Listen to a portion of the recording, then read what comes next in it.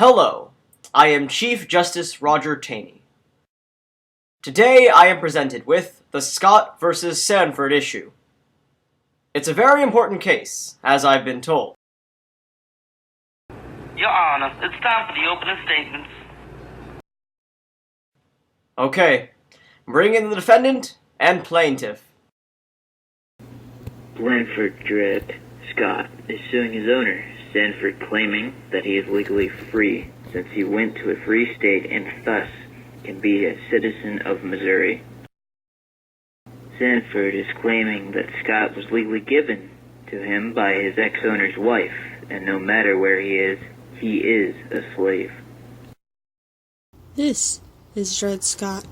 Unlike his opponent, he does not have legal representation because of the Fugitive Slave Acts and other laws that made that impossible. In contrast, Sanford had a lawyer and public opinion on his side. Many people in 1857 were still pro-slavery, and so was the Chief Justice. Please state your case to the court, Scott. Good afternoon, sirs. I'm Dred Scott, and I believe I should be a free man. I lived north for a while with my old owner until he passed away. I was in a free state, did a lot of labor for wages. Tried to buy my freedom from Mrs. Emerson, my old owner, who was denied. I should be a free citizen because of the time I spent in Wisconsin Territory because of the Missouri Compromise, which made slavery illegal in states and territories north of Missouri, which was where I was, north of Missouri. If I was free there, shouldn't I be free anywhere else to go? That's enough. We will now hear from Sanford's counsel. Greetings, Your Honors.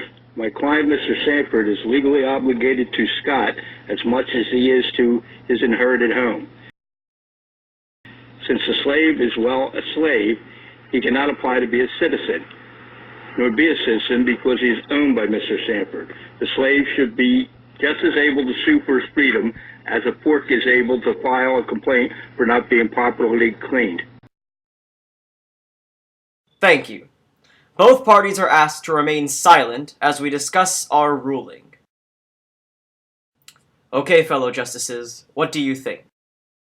I think this trial's a load of malarkey. Nelson, why do you say this?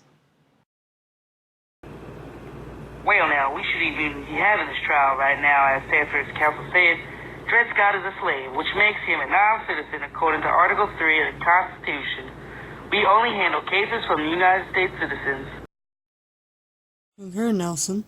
Scott's ancestors came from Africa as property, not as citizens of the U.S., so we should rule in favor of Sanford.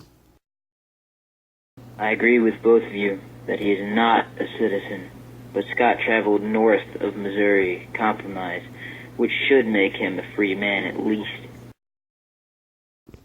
I feel the same, Curtis. Scott is still not a citizen, however. I will still dissent from the vote because I firmly believe that Scott is a free man. Dissent all you two want, but in the end, slaves are not people, whether or not they are free.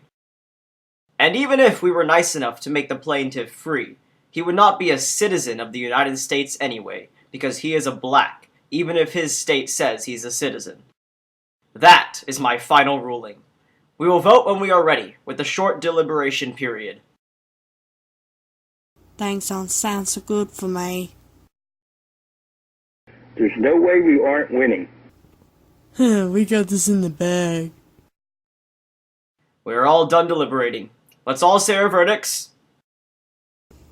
I'm dissenting. Sorry, Curtis, but I'm with Tanny.